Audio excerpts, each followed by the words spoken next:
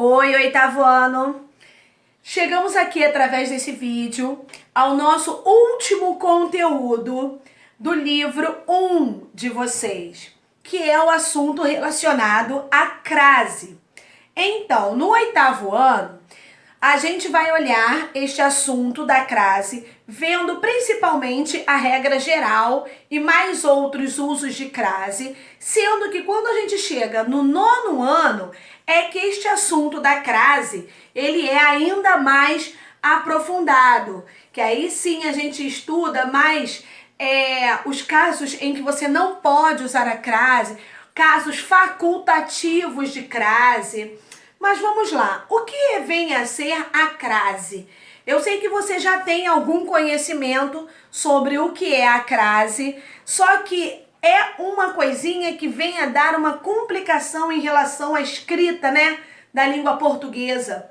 Porque muitas vezes a gente se confunde se aquele a que está sendo utilizado é somente uma preposição, ou é um artigo, ou é a junção desses dois, não é mesmo?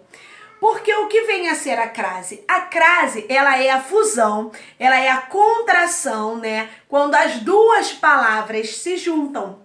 Quais palavras essa? O a, preposição, com o a do seu artigo.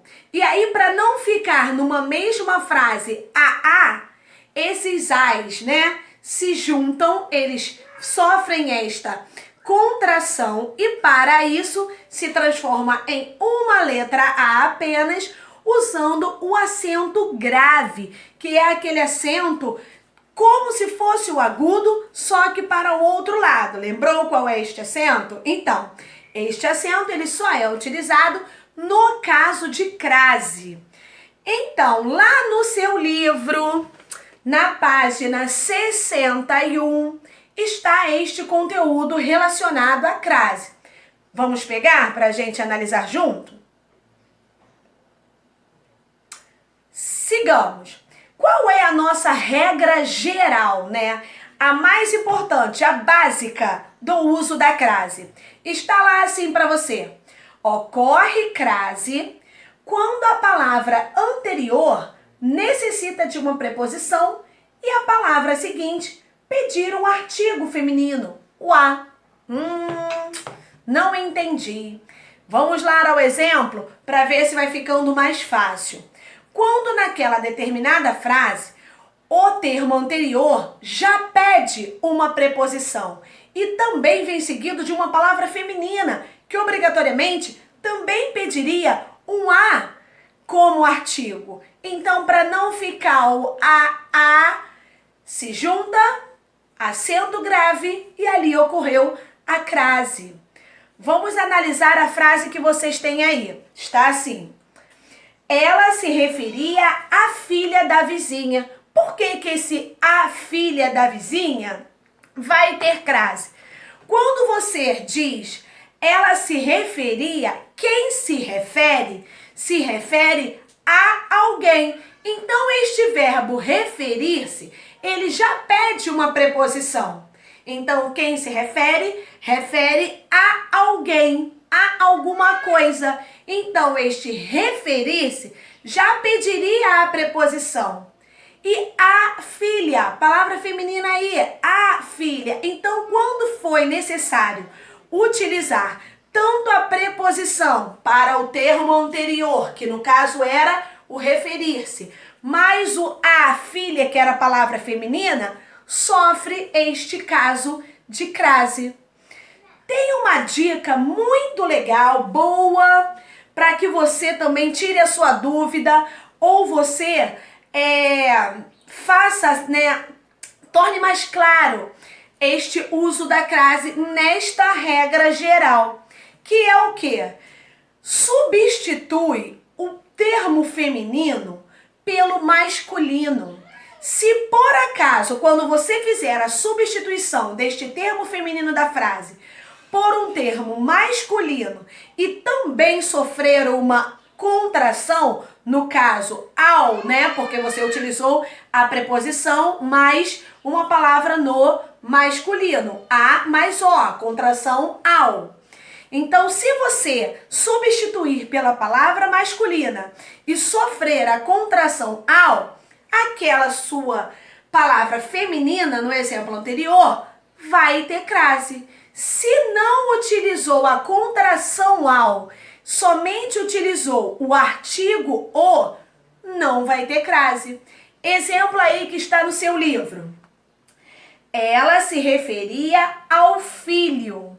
Quando ele substituiu o filho pela filha, né? No caso era filha lá em cima, e ele utilizou filho. Filho pediu a contração ao, porque a frase não pode ficar ela se referia ao filho. Ela se referia ao filho.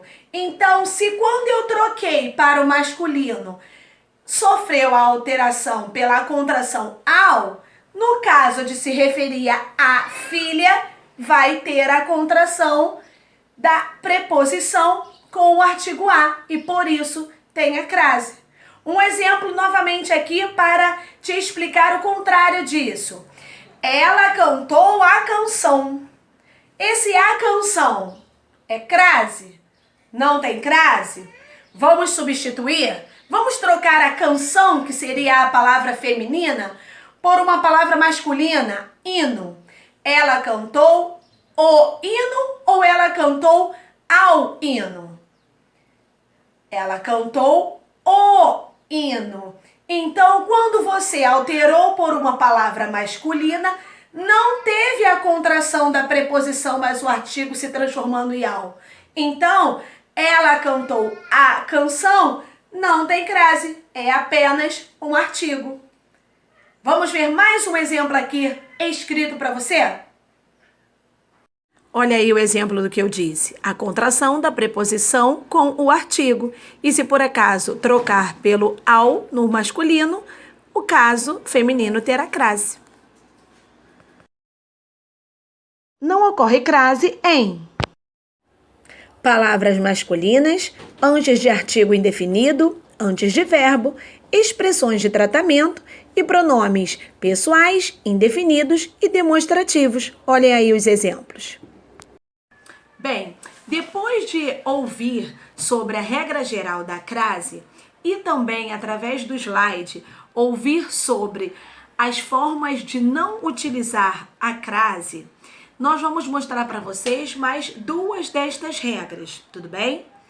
Então, outro caso que pede o uso da crase é na indicação das horas. Isso mesmo. Por exemplo, saímos às 4. Então, sempre que se referir à hora, você também vai ter que fazer o uso da crase. Peraí, sempre não. Porque como toda regra tem a sua exceção, para a hora também não seria diferente, certo? Então, se por acaso a sua hora você tiver falando alguma frase, né? Em que antes dessa hora tenha outra preposição, que tenha alguma dessas 4 preposições, após, desde, entre e para. Se tiver após, desde, entre e para, olha, eu tô colocando aqui para vocês não se esquecerem. Mesmo que tenha a hora, você não vai utilizar a crase. Me dá um exemplo, professora? Sim, a festa será desde as 4, por exemplo. Porque você já utilizou esta preposição desde, então você não vai utilizar o a com o acento grave. Você não vai utilizar a crase. Deu para entender? Então, na hora, indicações de hora, você vai usar a crase. Porém, se a hora estiver precedida de após, desde, entre e para, você não utiliza a crase. Tudo bem? E o último caso de crase que nós trataremos aqui no livro de vocês é em relação aos nomes geográficos, que nós temos uma dica muito valiosa para que você não venha a ter dificuldade na hora de saber se aquele ar leva a crase ou não leva a crase. Vamos lá? Seguinte, Se vou a e volto da, crase a. Se vou a, volto de, não tem crase. Peraí, professora, não entendi. Vamos aos exemplos. Vou pegar até o exemplo que está no livro de vocês. Irei a Brasília. Quando você fala irei a Brasília, este a tem crase ou não tem? E aí? Faça o seguinte se você tiver dúvida. Diga, voltarei ou voltei ou volto de Brasília ou da Brasília. Quando você volta e volta da, aí tem crase. Quando você volta e volta de, não tem crase. No caso, irei a Brasília, voltarei de Brasília. Então, não tem crase. Beleza? Fácil esse daí? Vamos a outro exemplo? Nas próximas férias, iremos à Espanha. Espanha, vai ter ou não vai ter? Iremos à Espanha, voltaremos da Espanha. Ou é voltaremos de Espanha? Voltaremos da Espanha. Então, iremos à Espanha. Tem crase, beleza? Vou ensinar ainda outra dica para vocês, uma musiquinha, que aí de repente fica mais fácil de guardar essa regra. Tipo aquele Jingle Bell de Natal, lembra dessa musiquinha? Então, é assim, vamos lá. A musiquinha é a seguinte. Se voar, volto da, crase vai levar. Se voar, volto de, crase para quê? Hey! Se voar, volto da, crase vou levar. Se voar e volto de, crase para quê? Hey! Beleza? Então a gente termina aqui o nosso conteúdo de língua portuguesa. Vou colocar essa regra aqui agora por escrito para vocês. E fim do nosso livro de número 1, tá bom? Então, vamos continuar os nossos estudos. Espero que tenham entendido este conteúdo de crase. Na nossa aula, através do vídeo, nós poderemos fazer os exercícios, tirar algumas dúvidas de vocês em relação a essas regras, porque eu sei que são muitas, né? Naquele caso tem crase, nesse caso não tem crase, mas o português e a matemática, somente exercitando é que a gente consegue sanar todas as nossas dúvidas, tá bom? Fiquem com Deus e até a próxima!